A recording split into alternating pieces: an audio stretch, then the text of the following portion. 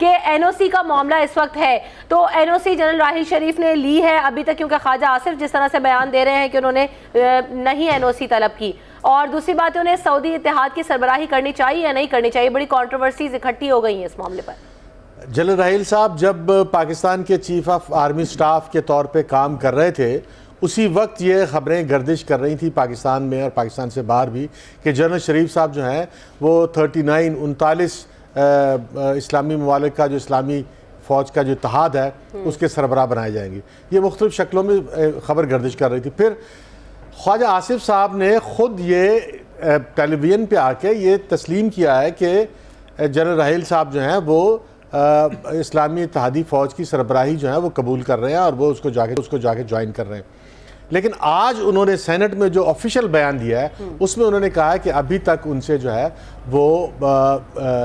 बाकायदा लिख कर या ज़ुबानी जो उनसे अभी रब्ता नहीं किया गया। लेकिन ये बात ज़ेर गौर गवर्नमेंट के भी है, ये ज़ेर गौर प्राइम मिनिस्टर के भी है, और ये ज़ेर गौर जो है वज़ीर दिफा के भी है, और ये चीफ ऑफ आर्मी स्टाफ की भी ज़ेर गौर है। लेकिन ये असल बात यह है कि अब ये क्योंकि शोर उठ गया है, और ये बहुत अच्छा हुआ है कि उनके ज्वाइन करने से पहले शोर उठ गया, क्योंकि ये बहुत ख़तरनाक काम था जो ये जनरल राहिल शरीफ साहब करने जा रहे थे कि वो